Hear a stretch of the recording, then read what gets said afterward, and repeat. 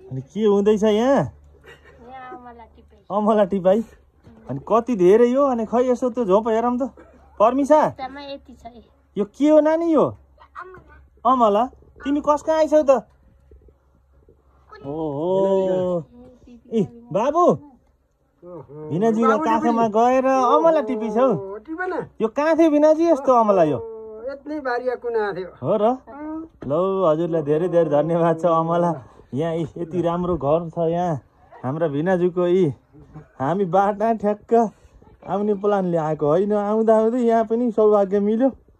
आइयो भेटघाट भयो फेरि भोलि त भेट हुने नै हो ल यस्तो छ यहाँ यो ठाउँ परिवेश यो मालारानी गाउँपालिका वडा नम्बर 3 पर्छ माथि दारेढुङ्गा भनिन्छ यसलाई हामी आरुबुटरमा छौँ यो चाहिँ खोर्दा र पारी अमलाका बुटा यहाँ कति छन् साथीहरूलाई चाहिएपर सम्पर्क गर्न ल यो सिजनलाई सकियो आइसललाई चाहिँ उपलब्ध गराउन सकिन्छ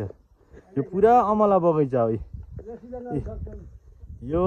अमला बगैँचा हो हजुरहरूलाई चाहिँ देखाउन चाहेँ मैले पनि धेरै होइन लगभग 4-5 किलो अमला टिपेको छु अब यसको परिकार के बन्ने हो हेरेर बनाउनु पर्ने छ